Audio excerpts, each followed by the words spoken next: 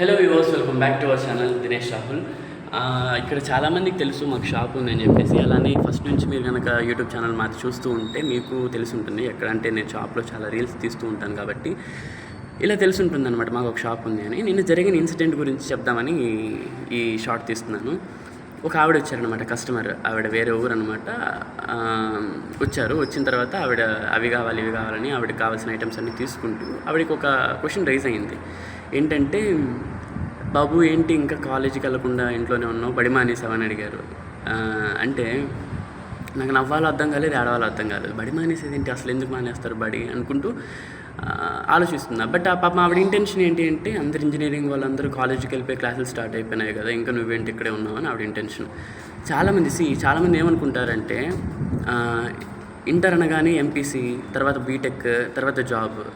చాలామందికి డాక్టర్స్ అని తెలుసు కానీ తర్వాత బైపీసీ నుంచి వెళ్తారు, బైపీసీ తర్వాత ఎంబీబీఎస్ ఉంటుంది. ఇవన్నీ తెలీదు.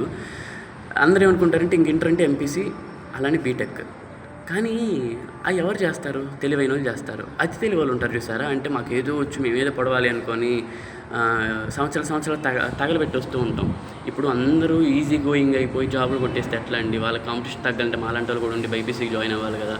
అందుకని చెప్పి మేమేదో సాక్రిఫైస్ చేసుకొని బైపీసీకి వెళ్ళిపోయి మా జీవితాలు మేమే కొంచెం ఇబ్బందులు పెట్టేసి టైం ల్యాగ్ చేస్తూ ఉంటాం. పాపం అది చాలామందికి తెలియదు. అయితే ఆవిడ అడిగారు అనమాట. ఆవిడ పాపం ఆవిడే తప్పేం లేదు, ఆవిడ డౌట్ అడిగితే చెప్పా, ఇలా అండి లేదు ఇంటర్ వాళ్ళు వెళ్ళిపోయారు, మాకు కౌన్సిలింగ్ స్టార్ట్ అవుతుంది అని చెప్పారు. తర్వాత ఆవిడ డౌట్ అది. అందరికీ ఇంకా ఏంటంటే, నేను చెప్తున్నాను చూడండి, అలోపతి అంటే ఎంబీబీఎస్ కౌన్సిలింగ్ స్టార్ట్ అయింది, ఇంకా కంప్లీట్ అవ్వలేదు.